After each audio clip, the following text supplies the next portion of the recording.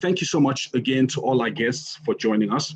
We'll be going straight to our public lecture in keeping with time to ensure that we're able to do everything that we have planned for this afternoon. And without further ado, I'm going to be welcoming our special guest and also the lecturer for this afternoon. And I'm going to be talking first. Let me just introduce what the topic is. This is a virtual public lecture, obviously.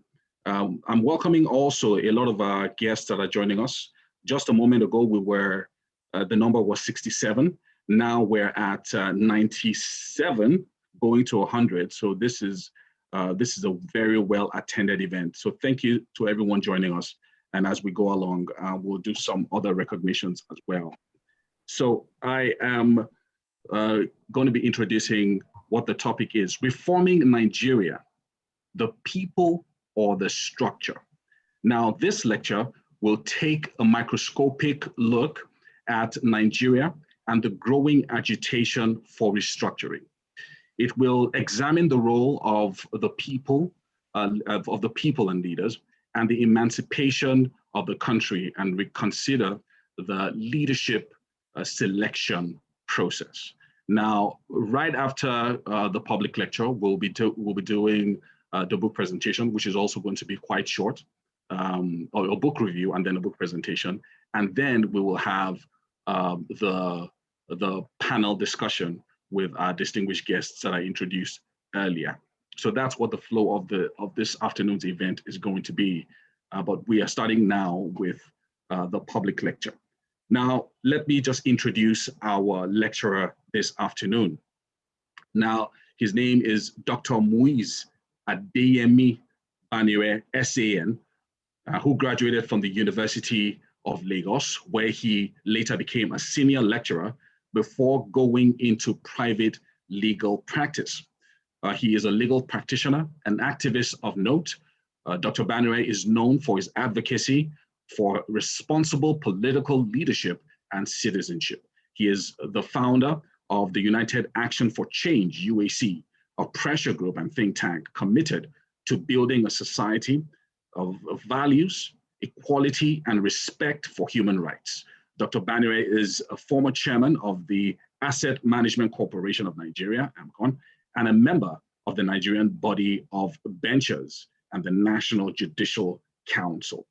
He is co-author of the Blue Book 2004, Practical Approach to the High Court of Lagos State Civil Procedure Rules 2004.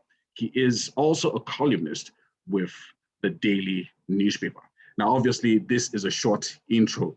He is very, very well accomplished, I can tell you, and he is the perfect person to do justice to our public lecture this afternoon. So without further ado, let's welcome Dr. Muiz Banire. Well, good afternoon, ladies and gentlemen. With special reference to the honoree of today, co-panelists, and all other well-wishers that we taught this afternoon. I must say that my pleasure joining in the conversation today.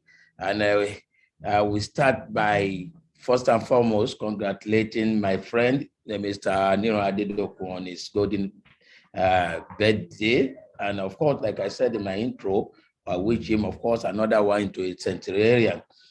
I also appreciate you for providing this platform for me to be able to express my thought on the seemingly intractable issue in our polity. It is equally my pleasure, of course, to be required to deliver this lecture today, considering the audience which we compose of a galaxy of competent and astute men and women of knowledge in the area, not only of journalism, even in public leadership. They are all in their respective expert on the topic. In fact, virtually every Nigerian is competent to address this topic today. And of course, again, it is one to also evaluate the situation in our country today towards reformation of it. Now, beyond that, let me also thank you for giving the opportunity to probably once again steer the honest nest. And by this, I mean that in some few instances, you find out that when you are able to place things in proper perspective, you are likely to end the anger and the rebuke of some people. So, but it's never been a deterrence to me anyway. But at least I want to thank you for that opportunity and express my appreciation to all of us that on this platform this afternoon that have gathered to listen to me in celebration of a great journalist, columnist, and a lawyer. I must say that there is nothing special in what I'll be saying today because it's something, it's a conversation that is ongoing. Of course, several views have been expressed by commentators, by scholars, even religious leaders, and even our so-called leaders in respect of the reformation of the country as a whole. So nothing special in what I'll be saying, but of course, it's a discussion that we know for some time, and hopefully that one day it will come to an end. Otherwise, if we are not careful, it will be an eternal conversation.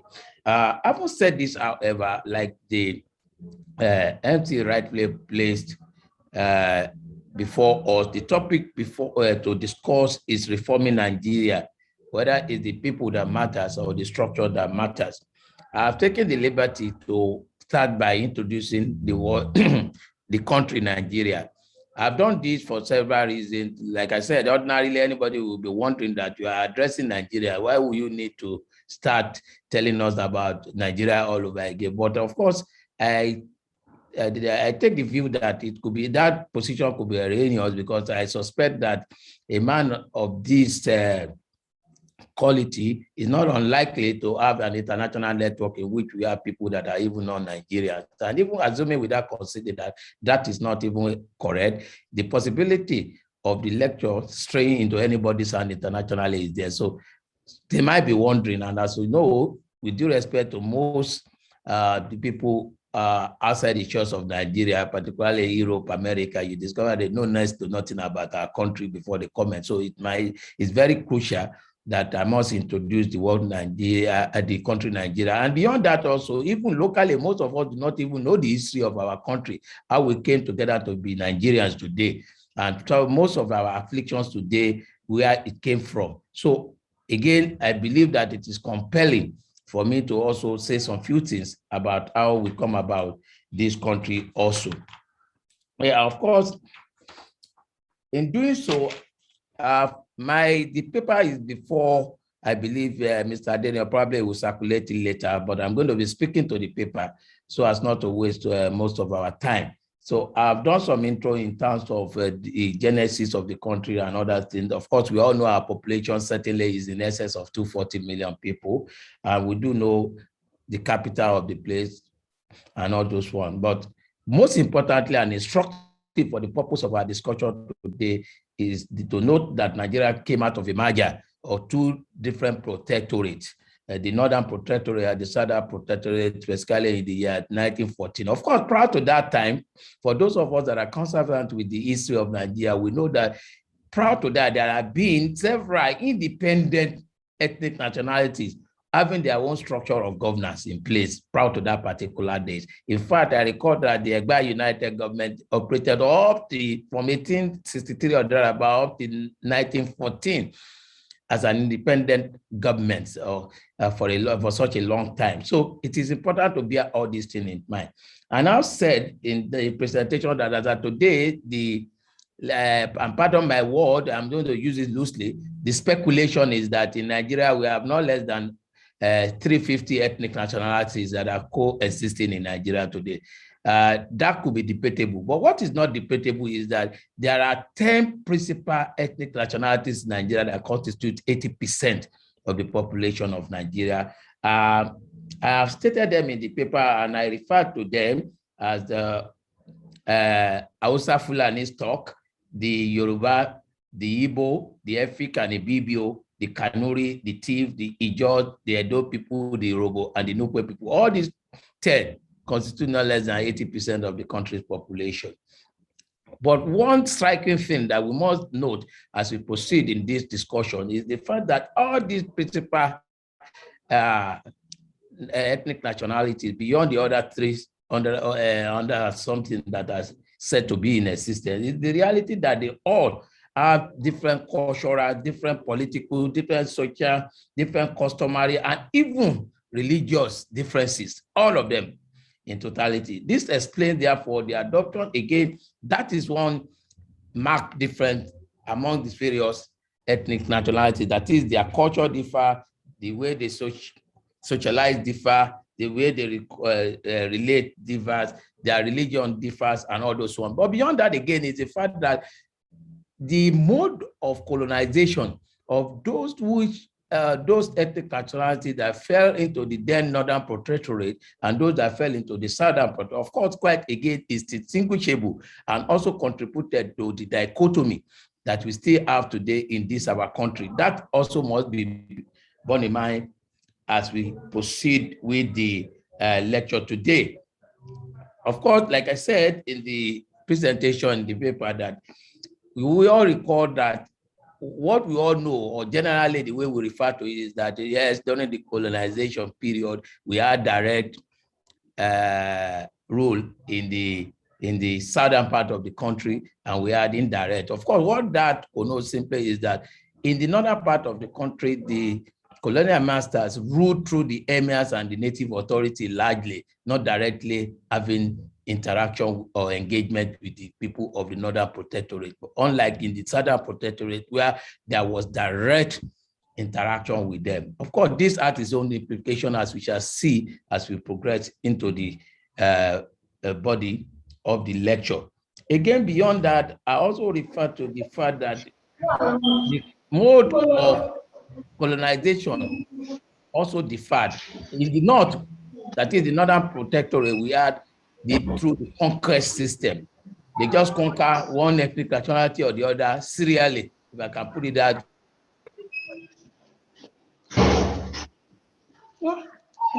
The system that was put in place through which,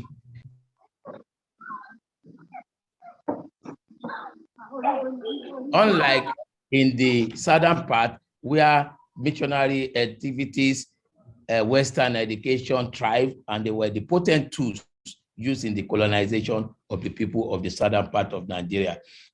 Now, all this one has its own implication. Like I said in my page 2 of the paper, I said the governor model in the north was through the various emirs and natives, as opposed to direct dealing with the soldiers. The conquest system was willed by the loyalty contest of the emirs and the native rulers, unlike the practices of.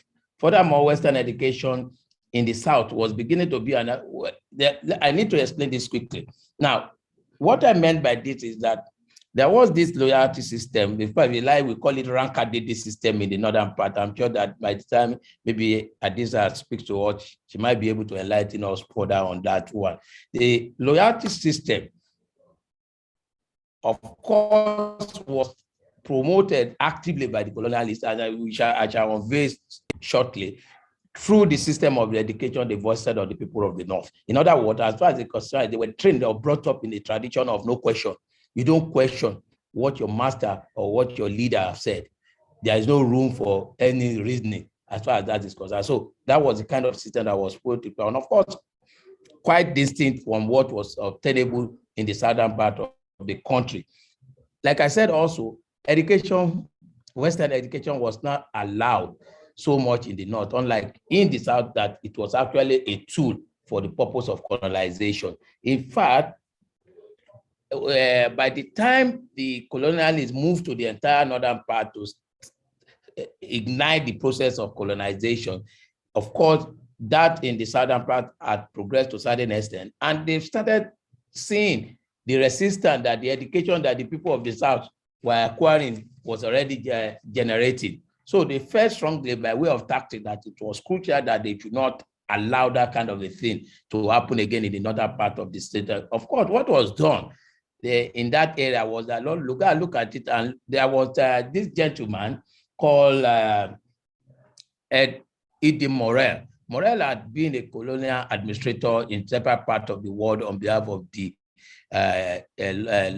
United Kingdom. and had a lot of experience in respect of the mode of colonization. And he has sold the idea to Lord Lugard that the best thing to do in the circumstances would be to ensure that these people do not have such opportunity or so much education that will open their heart to the reality of what they were going through. So what Lord Lugard himself did in colonizing the northern part of the country was to even discourage Western education in the entire North. In fact, in my view, and in the view of one of the great authors that I've read on this subject, it was that was the beginning of what today is known as Boko Haram. In fact, education in the northern part there was declared to be a sin. Only the sons, not even the daughters of the emirs were allowed to go to school at all. Only the sons of emirs. All other people, the best education you could have had during that period was technical education during that period. So, of course, from that again, you can easily decipher the dichotomy between our educational exposure and that of the people of the northern part of the country. That was, again, the genesis of that dichotomy. Now, like I said, the kind of education that was voiced on the people of the North, it was education that placed development of character before intellect. In other words, to them, the emphasis was on character. If your leader, if your father, if your mother, if your senior says this, you don't question it. Out of respect, you must just accept it and adopt it. That was the kind of education that was given to them in the North. Again, the emphasis was on the promotion of Islamic and Quranic education.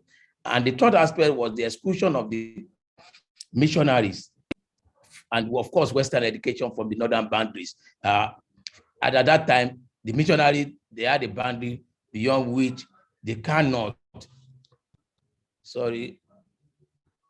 they had a boundary beyond which they could not go for the purpose of their missionary activities.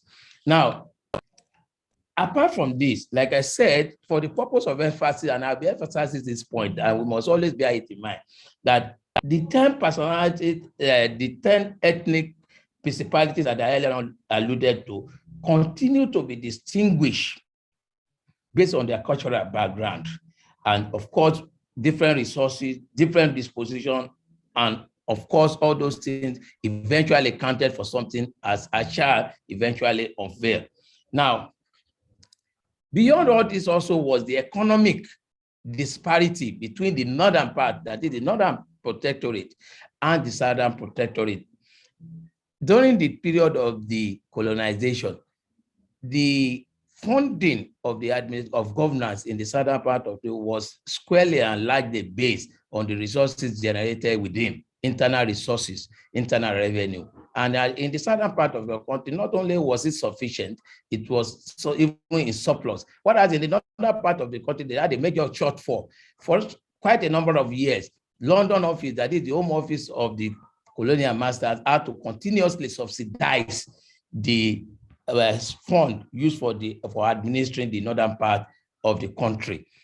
And of course, we discovered that was where the idea of the amalgamation came in. When they discovered that it was becoming too burdensome for them to continue to subsidize the cost of administration in the northern protectorate, the idea came, and which was eventually adopted, that look, if one part of the country could be generating enough resources with surplus, and there was another that was continuously in deficit, why don't we just merge the two of them together and use the resources to address the concern of everybody all over without us burdening ourselves or using our resources to come and fund the cost of administration? And that was the economic imperative that led to the merger of the northern and the southern protectorate of Nigeria in 1914.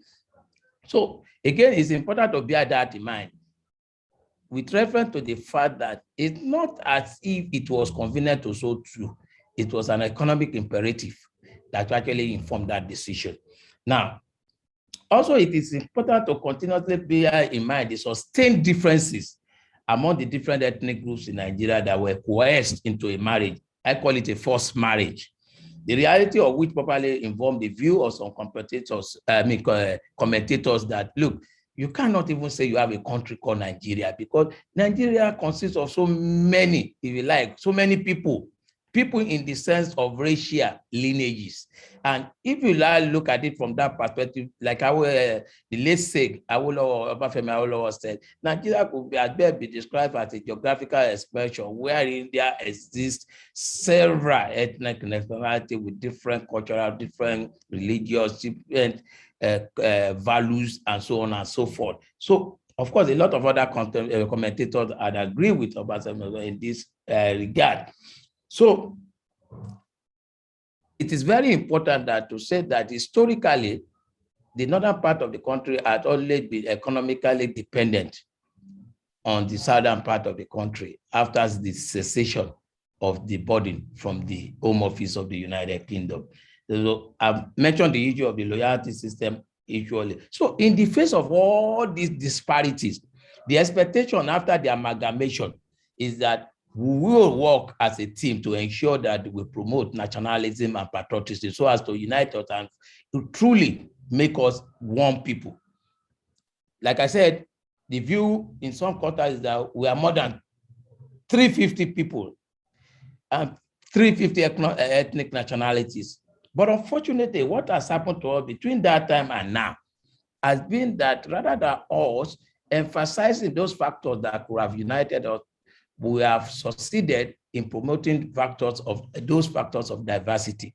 In fact, according to Obafemi Awolowo, the country collapsed, the First Republic collapsed as a result of 5 factors which are instructive. And without prejudicing your mind, I will read out those factors that Awolowo alluded to as they can be relevant to us later on in this discussion. The late Seg has said that the First Republic collapsed for those reasons. 1, gross incapacity and utter lack of honesty and comprehension on the part of those who directed and administered the affairs of the federal government. 2, abnormal imbalance in the constituent units of the federation. I believe we should be noting those issues. Total absence of correct ideological orientation and of courageous and unselfish leadership. That's another issue.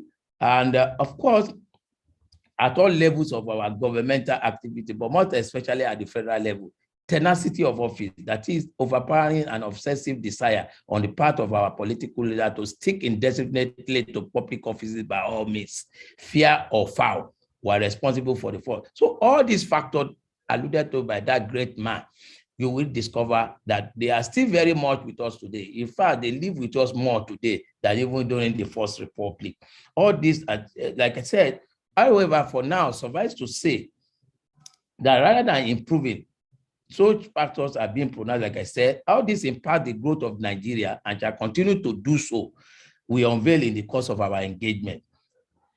Having disposed of it, you will now permit me to quickly go into some conceptual clarification. And this is important for us to understand the perspective for this discussion. And in this regard, I'll be dealing with 3 key words in the topic that we are discussing. One of it is the reform. Of course, I want to assume that we are all conversant with the meaning of reform, which is, if I look at the lexical meaning of it, is to put or change into an improved form, to improve a condition, or to improve by change of form or removal of fault or abuses, and so on and so forth. In other words, introducing a better method of doing something in order to achieve a better result or optimal result. Of course, the presupposition in that regard is simply that something is wrong with what we presently have.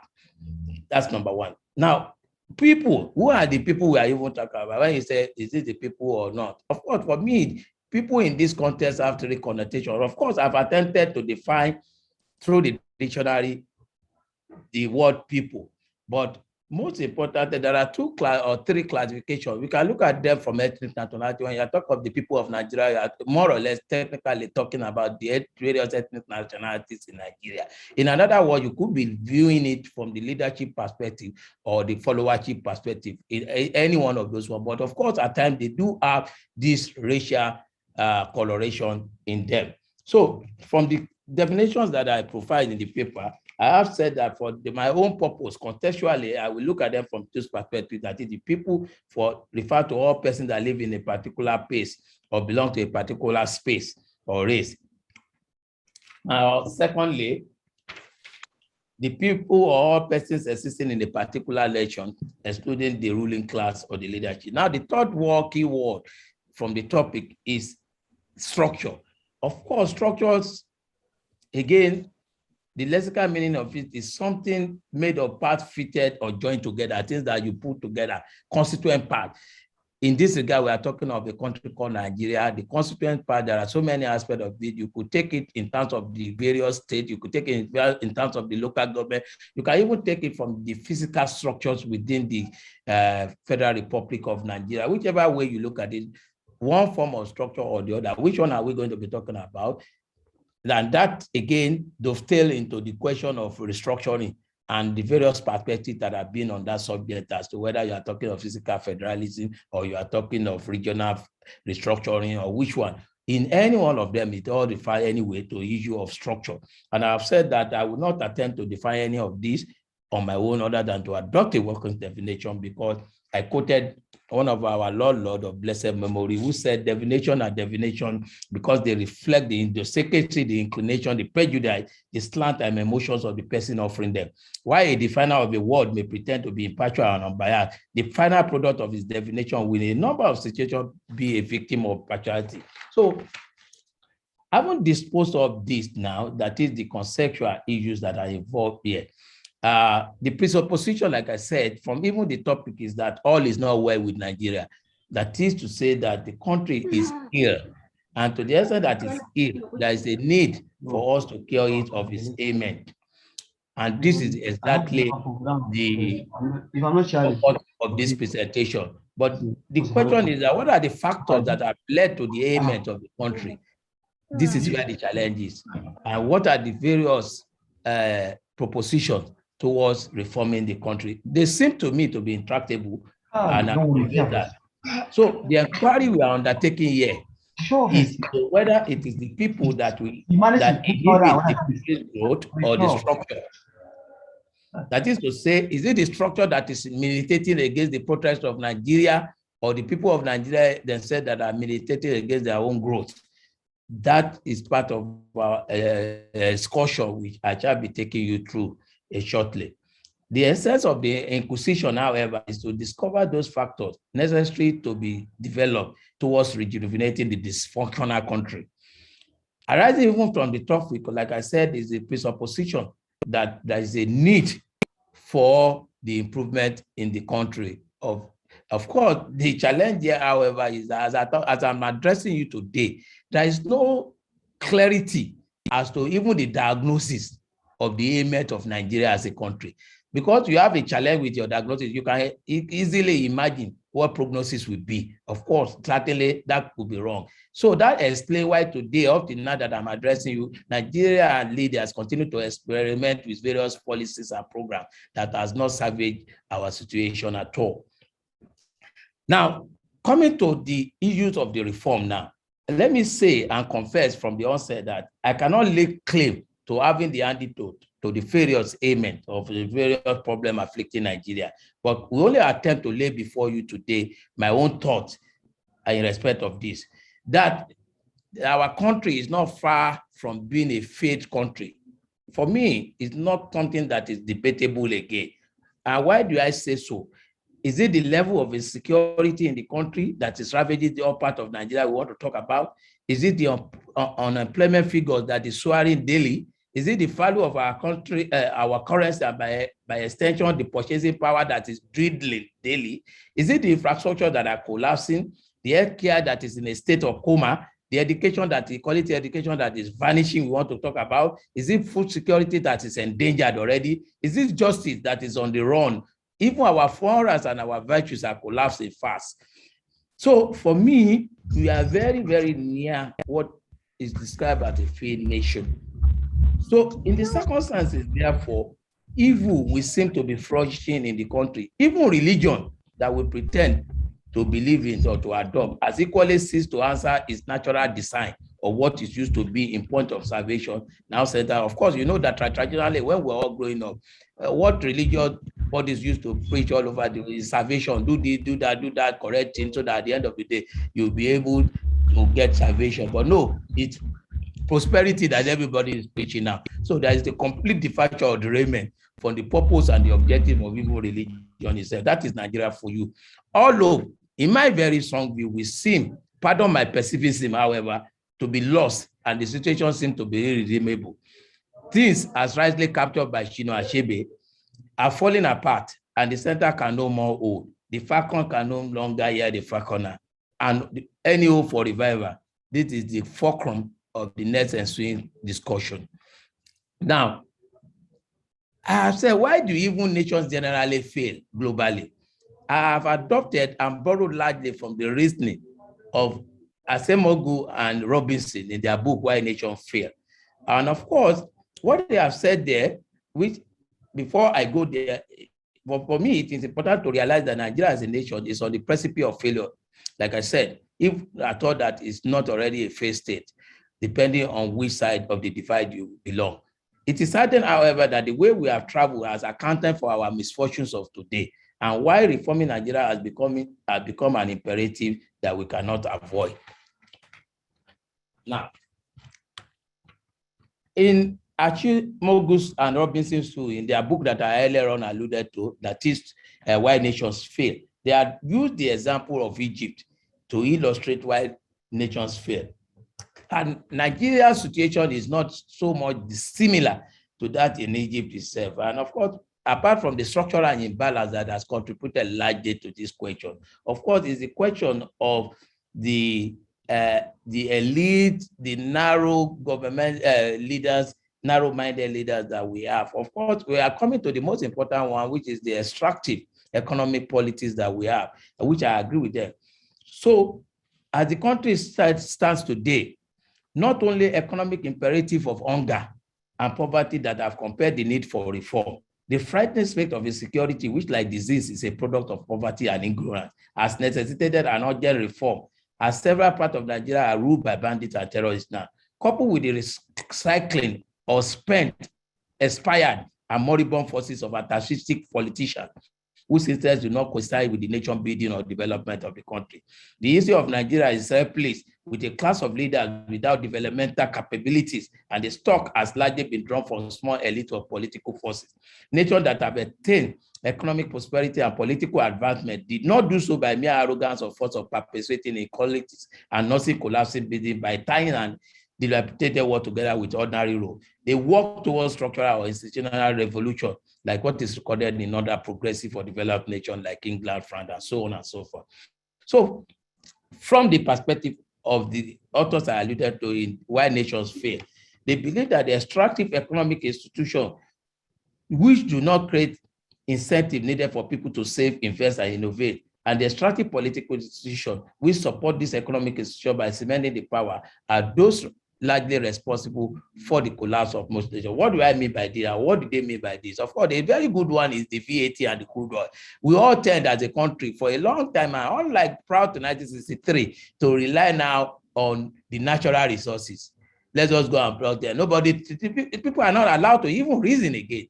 People don't think again. We don't even find the new or innovative way of even generating revenue for the country again. We rely substantially on this natural and the extractive industry for the purpose of our survival. And we can all see what is going on today. That is why when the issue of VAT even came to, you see the way people are dragging themselves all over the place in a very disgraceful manner. Why is that? Because they can't think. Everybody is used to this armchair or rentier economy system where they just sit down one place and they keep on sharing whatever comes in from the national. No genuine reason. Internally generated revenue are not developed because of this their own armchair economics. So that is explain part of the problem that we have in Nigeria and so on and so forth. But most importantly, the consequence of decades of rule under this extractive economic and political situation in which the minority educated elite, particularly in the northern part of Nigeria, has made education inaccessible to the masses, and the thousands of Amojiri communities created and nurtured under extreme poverty are the one declaring hostility of both the state institution and the people today. In other words, the deprivation of those who we succeeded in depriving over time are now our own problems today. And that is expected. That it's not sustainable. You can't stay like that for a long time and expect that something will not give it. So today we are being haunted by our policies, those extractive policies of those years.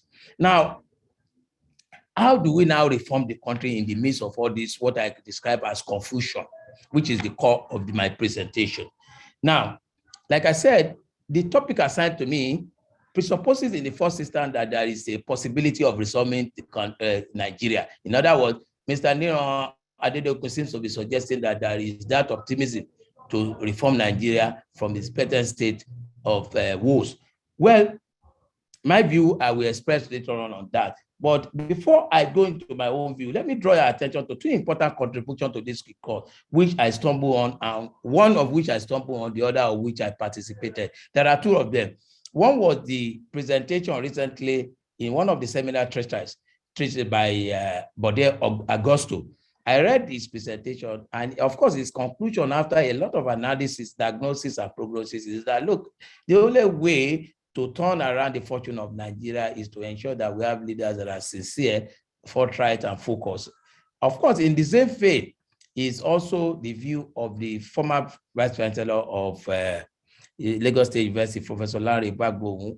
I had the privilege of participating at the seminar in which he gave the lead paper. Of course, his conclusion also was that, of course, he agreed that the country can be reformed. The two of them, there is a point of convergence between the two of them, that they are optimistic that Nigeria can be reformed. Let me confess from the beginning that I'm a pessimist. I'm not too optimistic about that situation. In fact, I used to believe the country situation is hopeless, but in recent times, it's becoming irredeemable as far as I'm concerned. But that is my own view. You just passed down my own pessimism in that regard. Now, like I said, they have told us that, of course, leadership is the most important thing. In fact, Larry Fagbo, if you look at my paper at page 10, listed the kind of leader we should be looking forward to, who will be able to turn around the country forward. He said leadership that is firm, leadership that is fair and just, both in distribution of reward and punishment. A leadership that must keenly be interested in enabling strong institutions that can drive clear focus, deliberate, purposeful, and consistent policies. A leadership that can entrench and deepen a culture of integrity and accountability. A leadership that will lead by example, where nobody is above the law. A leadership that will give credence to the dignity of labor. A leadership that will have respect for merit. A leadership that will take education and consistent engagement with the citizen as fundamental.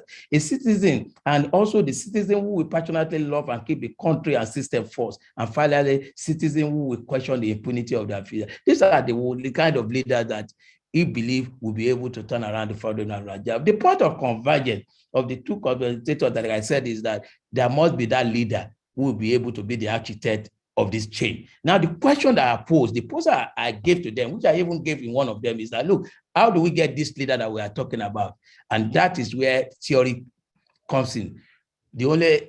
The discussion in most cases when I raise that issue ends there, because nobody is able to give a clear-cut or a conclusive answer in that regard. It is in this area, therefore, that I will try to take you through to see the basis or the premise of my own pessimism.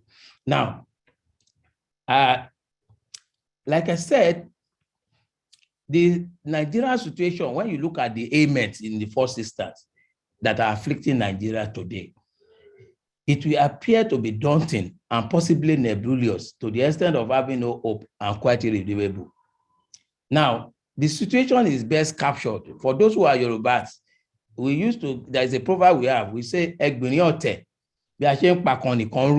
literally means that stratagems in multitudes, scattering one bet another, scattering and one bet. In other words, as we are trying to track one, another one is rearing his head like that. That's the way it's been. In fact, I take it also from the biological perspective of amoeba. For those of us that did biology in school, and I presume virtually all of us, there's something called amoeba, that's the shapeless thing. As you are grabbing one end, another shape is forming another end. And that seems to be the best description of the situation of Nigeria today. So our problem or our challenges in Nigeria seem to me to be intractable.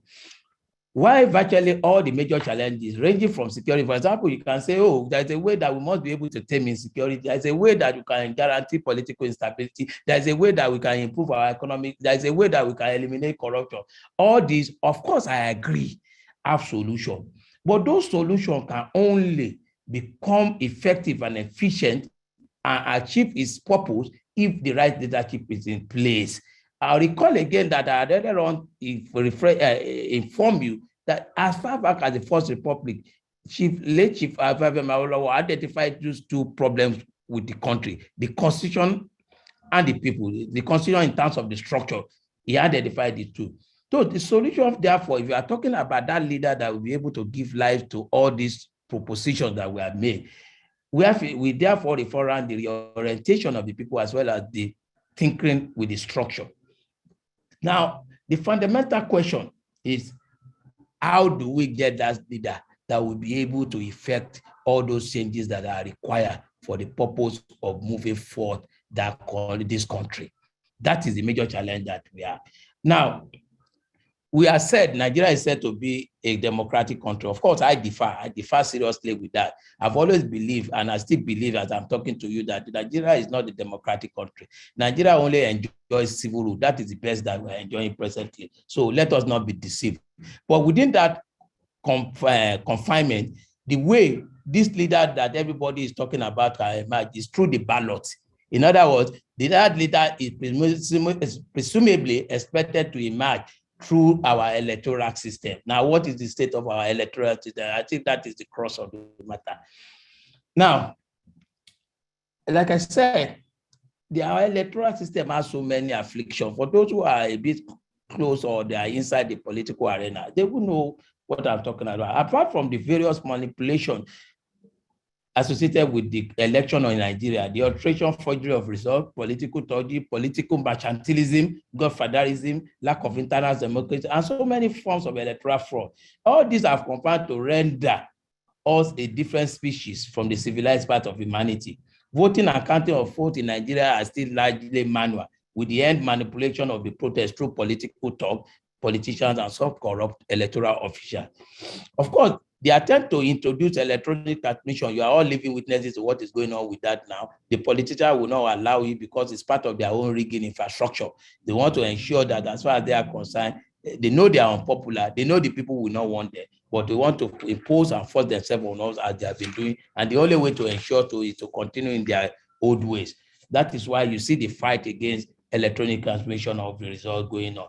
In most cases, where such is not available, of course, what you find out is that the victorious candidates are often raped of the result and at the level of transmission of the result. To worsen the situation, the election petition tribunals in Nigeria are not that helpful in enthroning any electoral justice. Even the minimum, in terms of qualification of those which you even govern us, it is too low to produce the enigma that we are searching for, that will be able to be our change agent in Nigeria. We are looking for somebody who never even went through a formal institution, higher institution, to come and govern, or what is the level of the competence, what is the level of the exposure, what is his pedigree. So that the questions that, again, continue to elude us so far in our journey. So what we get at the end of the day under the present electoral system in Nigeria is garbage in, garbage out. It's what you throw into it that you get at the end of the day. So, of course, this is the product of the extractive political structure that I earlier on alluded to in my earlier discussion. So for me, until we are able to clean the various irregularities in the electoral system, we cannot get that desirable leader that we are looking for, that will be able to reform Nigeria. So, and without such a leader, the various afflictions suffered by the nation cannot be cured. The implication of which is that the country cannot be reformed in this manner. Of course, let me refresh your memory, the last presidential election, we've only been having voter apathy. In fact, it's so bad now that we are not even having some instances 5% participation of the electorate in the election, because there seems to be total loss of confidence in the electoral system. So where are you now expecting that miraculous leader to come from? So the voter apathy is still there. The last presidential election, we had about 35% participation. Those who elected our president for us, 35% of the electorate. And I want to tell you without fear of contradiction that over 70% of those 35% are people that are largely ignorant, people who do not know the reason why they are even voting in the first instance, not to even know who they are voting for, the political party or what the party stands for. These are the people that informed and elected your leader for you during the last election, and are still doing so. So apart from the apathy, even where these people voluntarily vote, where they are not even influenced or impacted upon, they vote on the basis of parochialism, dictated by sentiment or nepotism, tribal affiliation, township loyalty, or other primordial wishy-washy consideration, often aided by desperation to ensure free trade for the preferred candidate.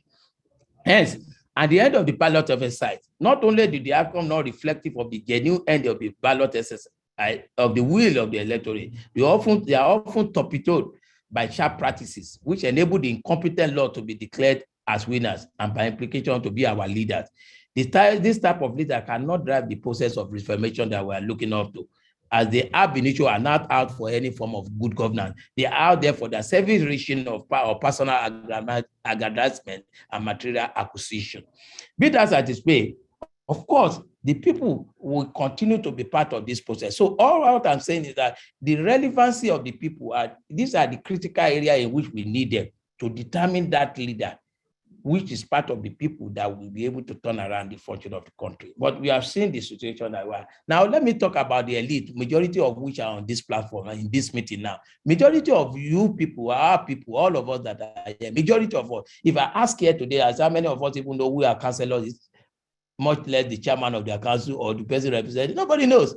They have ever lackadaisical about it. They don't care about it. In fact, my position is that even if they don't care about voting, which is a bad thing in the first instance, they should help in assisting the vulnerable electorate, the ignorant electorate, to be able to connect their vote to their life. You see, most of these people that are selling their vote are not doing so because so much of out of the poverty level, but we don't even understand the importance of that vote. Somebody needs to help them to connect, to link the vote with their life, so that at the end of the day, they appreciate what they are carrying. And that is where, at the barest minimum, I will expect the elite to contribute. Of course, they are failed woefully in that regard. But the good news is that the economic policy in recent times have been impacting them negatively. They are all in problem too. So they are beginning to wake up now. So I'm only hopeful that they will be able to do something along that regard. Now, we are looking, like I said, for a leader that is able to unite the country for a common purpose of progress. The existence of several ethnic nationalities that constitute the people of Nigeria is still a challenge. In other words, focus your mind back, recall what I said earlier, that we have several ethnic nationalities with different tendencies within the country. Those tendencies need to be reconciled. In as much as we continuously fail, what you are presently witnessing, the agitation for secession, the agitation for restructuring, all those will continue. And nobody knows what the end result or the byproduct will be at the end of the day. So that we must get a leader that is a just and fair leader, that will ensure balancing, that will be able to integrate us. That is when this country will be on the path of recovery. Now, again, like I said, because of these challenges, both historical, in fact, it's historical of our differences, we ought to have in place policies and programs that will be able to unite us. But unfortunately, the ones that we presently have are those that are retrogressive in nature. In other words, they are largely antithetical to the objective for which it's meant to serve. I give you a good example that we're all familiar with: quota system. Quota system, how do you promote nationalism through quota system? I was born in Lagos State, which is not my choice, for example, and I scored 300. I wanted to get into a university, and somebody got 50 in the entrance exam because it's from Sanfara. He said, okay, that one should be admitted, that because I'm from Lagos State, I cannot be admitted because I didn't score 320. And you expect me to be patriotic when I grow up? You want to instill in me a sense of nationalism?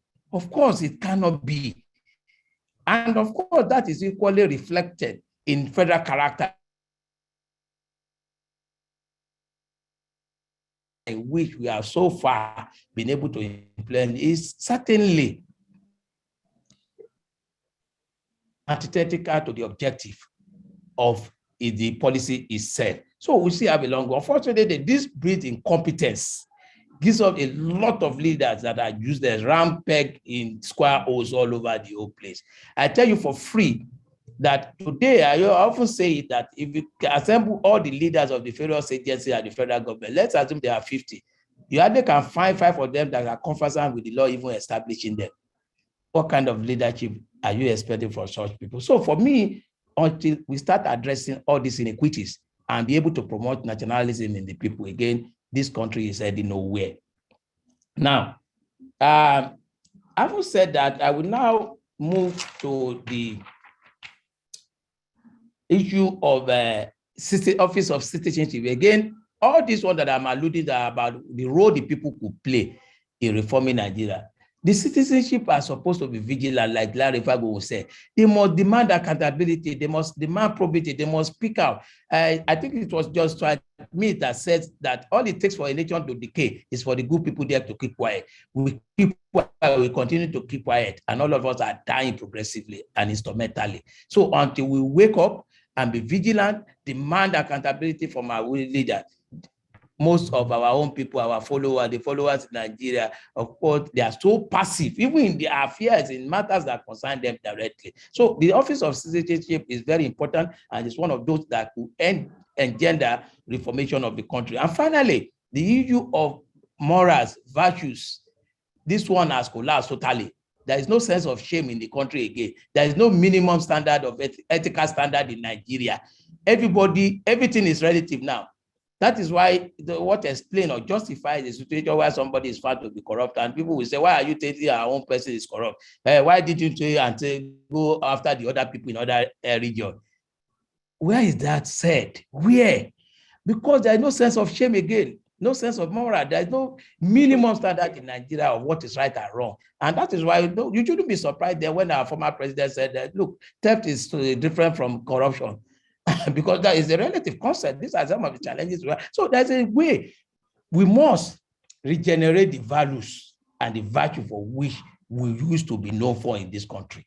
Of course, I alluded in one other write-up, so I've forgotten the writer of the column, where he said, ladies and gentlemen, rise up to welcome the thieves.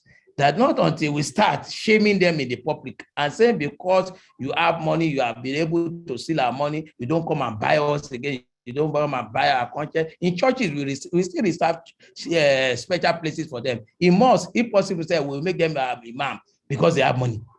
The money that we all know that are not even clean. Nobody asks question again. So for the people, those are the very that the people need to wake up to be able to help the system. Now, again, I will not, in my own subject, agree that it's either of the two. The last aspect is the structure. The structure is equally important, and this is why we have the challenge of constitutional dysfunctionality. Our constitution is working, and it can never work. Even me looking at the volume of the constitution is ridiculous. I don't know how many of us have seen the American Constitution before, with the number of age and the capacity of that country. It's like a pamphlet you can put in your breast pocket, because it contains the fundamentals that unite them together. It doesn't constrain or addresses frivolities like Nigerian Constitution. Nigerian Constitution addresses frivolities all over the place. And I give you one good example, the Land Use Act. The Land Use Act, we went to put it in our Constitution. Now, even in the Land Use Act, there is a portion, large portion, sizable portion of it, we call it transitional provision, that ought to just be there for just a very limited, maybe maximum 1 decade, before we do away with it. Today, now since 1976, it's still there because we can't amend. You know the stringent condition under Section 9 of Nigerian Constitution. Now, our Constitution today is not only unduly voluminous, it is so you have so many provisions therein that are not only complex, they are unintelligible. You have so many contradictory provisions inside the place. And now we are adding more and more and piling on it. In fact, I have shown in one of my columns that all over the whole world, the best way to do, you can do amendment by repeal, by replacement. We need to do something. Our constitution must only contain the fundamentals. That is the only way it cannot be an organic document that is dynamic and able to live up to our expectation, addressing most of our challenges. But the present thing that we have will not work. And unfortunately, that is the rules of all the structure that we have in Nigeria today. And insofar as the fundamental, the basis, the root is faulty, you cannot build something on nothing. So that is the beginning of our work. Our constitution must be addressed. In my own view, some people say amendment, I say replacement, because whether you like it or not as a nation, until you address the various agitation in the country, honestly, this country, you pardon me, is not likely to know peace at all. Until those challenges or those tensions are addressed, we are not likely to go anywhere. So for me, therefore, we need to address the issue of the constitution. And when we have that is part of the structure we have to do. The constitution, like I also said, Look at the issue of physical pluralism. I've told you about the issue of quota system. Today, all those one, what do? They discourage competition. They promote dependency of the constituent part on the center. The center is completely over-centralized and largely concerned what ought to be. In other words, look at the list. There's two still lists in the constitution of now. What does the federal government have to do with agriculture? What is its business with housing? Those are things that will be led to this constituent part to go and deal with. Let them deal with external factors and issues of national security. But no, they dabble into all manners of useless things that does not concern them. That's a part of the structural imbalance that we have in the system today. Look at the question of VAT that is generating a lot of tension now. These are areas, let me not go there as a lawyer because some people might not be happy, but I know that it's supposed to be a state issue to be dealt with. So at the end of the day, the complaint for regionalization is still on today. That let us go back to 1963 Constitution, where we have various autonomous regions. Then there was serious competition. You will start your TV station today. I will always started there before you know it. North was doing its own. We have the pyramid there. You have education. There was any contribution there. But now what do you have? You have a situation where people just sit down and be waiting for largesse from the center. So how do you want a nation to progress in that circumstance? It can't be. So again, the restructuring of the country along the line of fiscal adjustment, the adjustment of the revenue administration along the line of federal is still a challenge. Imbalance and distribution of local government councils. The current embargo on the value added is a testimony to the structural. But in this government, we are already, it's not only on wasteful. It is expensive. We all have agreed to that one. This thing, our economy, even if it will absorb it before, it can't absorb it again. We need to address it. Why must we continuously have bicameral legislature at the national? Why must we have these people as permanent officials? Can't they do for part-time? Can't we reduce the cost of governance?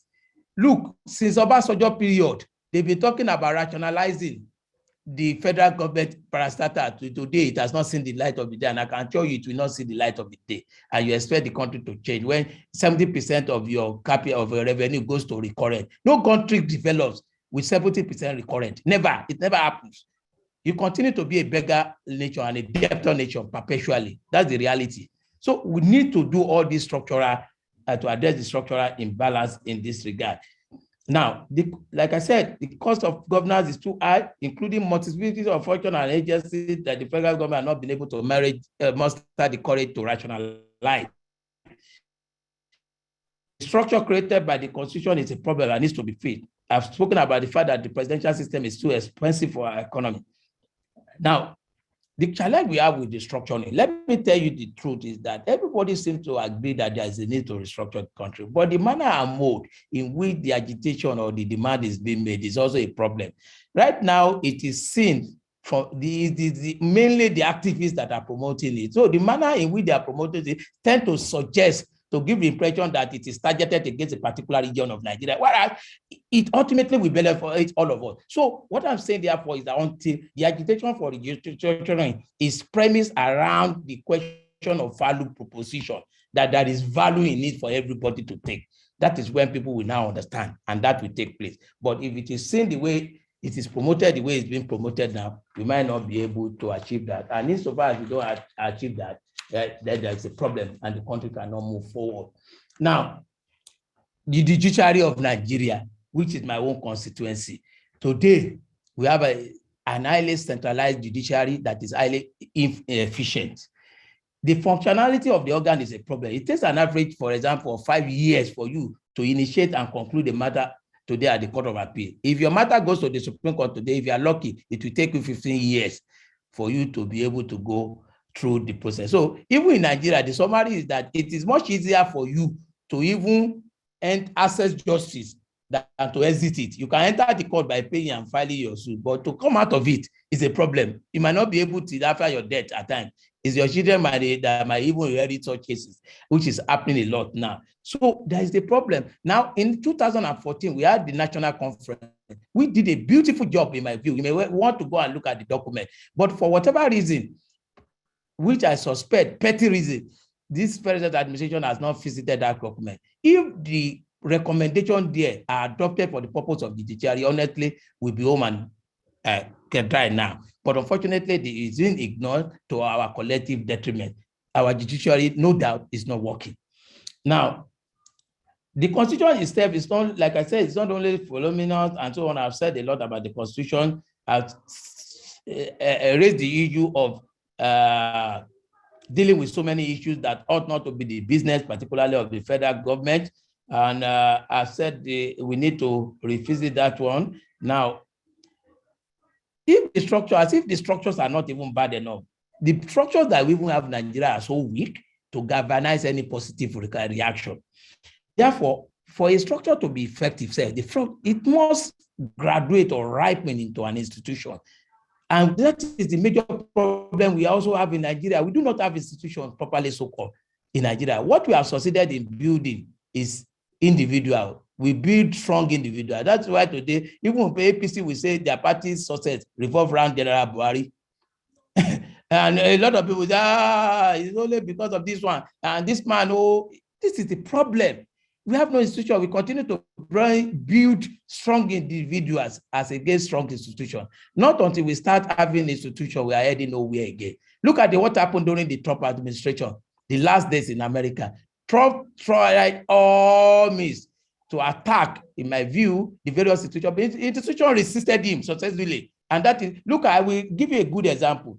During the confirmation process of the former acting chairman of EFCC, Ibrahim Magu, you will recall that there was a report from the Department of State Security against him. I saw a lot of journalists write in the newspaper. I saw a lot of public commentators talking about the fact that, why would the president nominate somebody to National Assembly for clearance? And another agency is writing against that person. Of course, that's bullshit. That is not the way it works. Institutions are independent. The Department of State Security can even write a report against the president. That is their job. Institutions are born out of the rule of law. The rule of law tells you what you can do, what you cannot do. And that is the only thing you have your allegiance to. But in Nigeria, that is the converse.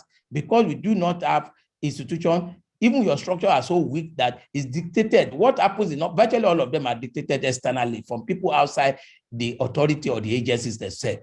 And that is a major problem we are still having today. Not until we are able to insulate all those different structures away from external influences that we are heading nowhere. So we need to graduate all these structures for those that are even existing equitably into institutions. Now, this is the only way that they can serve as catalysts for the development of the nation. Like I've said, as mentioned, the issue of all of them, I alluded to several. Now, these institutions are meant to respect the law establishing them, the laws of the land as corporate juries are not individual. I've spoken about. In terms of the economic challenges of the nation, let me confess that I'm not an expert in that. I have no competence to talk too much. But I tell you for free that the seminar treatises that I read recently of Bode Augustus, you seem to convince me that that's the path to go. That is the direction the country. And he said, one interesting thing, instructive thing he said there, which I as a layman, I also know, is that he said, after recognizing the fact that the CBN and the federal government are pulling the economy of Nigeria in different directions, he said the CBN is pursuing a monetary policy that restrains growth in our weak economy, while the federal government of Nigeria is trying to stimulate growth by spending our way out of recession. This, to me, all that we are doing in the economic terrain is that we are experimenting. We do not have competent that are midwifing our economy at all today. We have an economic team that is, each time I won't mention, I talk to most of their members, they say, we are advisory. Anything we place before them, they reject it, they don't even look at it. Today, for me, it's as if this is the central bank governor that is the Minister for Economic Planning and Finance. Is the only person that addresses us on economic issues, the one that tells us what is to be banned, what is not to be banned. Then, and you say you have a minister who is in charge of economy. And what is the pedigree of even your central bank governor? Is he an economist? No. So we have that like dysfunctionality in the system. The Central Bank of Nigeria today dabbles into all manners of things that does not even concern it. Today is the central bank that will build agriculture, that will go after farmers. It is the same one that will build the isolation center. The Central Bank of Nigeria even building petrol station, building go after refinery. How many central bank governors do you see all over the whole world? That is all over the whole place, talking all over the on various issues, talking about arm when they are coming. No. One of the primary responsibilities of a civilian governor is to defend his currency. Where is your currency today? Even most of this economic policy, even I'm not an economist, I'm not an accountant, I'm not a financial expert, but most of them do not even make any economic sense. Preach against the basic economic parameters. It does not make sense. I give a good example. Recently, the federal we have banned the BDC. We have had the bank to take over, assume the responsibility. Now, today, you said those people that we will fund, for example, when it comes to the children of their education are undergraduates. In other words, when you have your children that are undergraduates in London and America, we will pay you, we fund that one. But if your child is in a secondary school year, we will not pay you. I have no problem with that. But when you now say that that process, you cannot declare that process of funding somebody's child who is not an undergraduate yet through any other means to be illegitimate. They are saying, I said they are not using it for legitimacy. When the only option you then have is to go after to the BDCs. If you go to the BDC, law of demand and supply operates there now. If the thing is not there, the little available one, they put the highest price on it. So till eternity, Nigeria will continue, and it's not sustainable to abridge the difference between the parallel market rate and the official rate. For how long are you going to sustain that? Now, we don't want to face the reality in the system. Whether we like it or not, there is a need for sacrifice and pain. The economy, the inflation, to contain it in Nigeria today, we don't know what is going on with inflation in the country. You must perspective ensure that the local industry grow. Forex to determine its appropriate price. When it will be painful in the initial period. For some time, you have that challenge, but it will pick up. We have several countries that have succeeded along that direction. And I think that is a better reason than trying to just prop up the currency, It's not possible. There are so many legitimate areas that people need Forex for which, whether you like it or not, they have to source from unofficial quarters. And that will continue to put pressure on it. And again, because the economy is down, there is so much insecurity, people continue to run outside the country. Of course, they sell their assets and take their money outside the country. And the more they dollarize, even yourself, today, I will not advise anybody to keep money in Naira. You keep your money in Naira, you are in trouble. So people, there is a run on the little forex in the country because everybody wants to safeguard this investment in one form. Anyway, I'm not an expert in that area, but I'm just expressing the way my mind is working in that regard. So for me, that is one of the ways to go. And I want to also say that I also realized from Bode Agosto that population is very important. We need to control our population.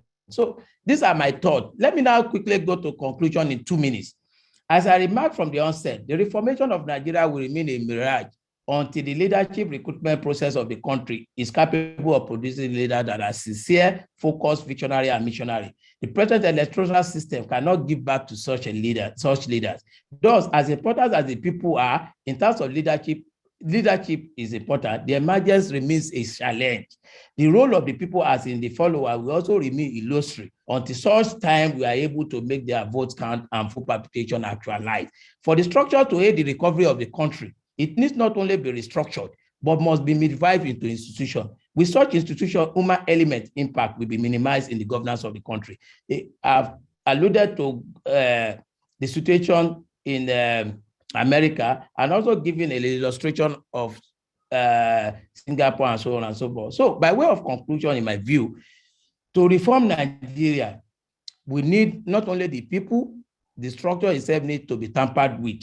But on a personal note, I want to say that except there is a revolution, as it happened in some notable clans, or there is a benevolent dictator like Rawlings, that might be required through that might emerge through a process that can. In other words, I don't know how the benevolent dictator will come on board. I don't know. myself, but I know that you probably will need somebody like that to be able to reform this country. A call for divine intervention in the affairs of Nigeria cannot equally be ruled out. Without any of this, it will appear to me, in other words, is either we have a benevolent dictator or we continue to pray to God to intervene in the affairs of Nigeria. Those are the ways, in my view, that immediately we can't get the country for. So, distinguished ladies and gentlemen, I want to thank you for indulging me, involving you for that long. That would be the end of my presentation, and I thank you very much for your attention.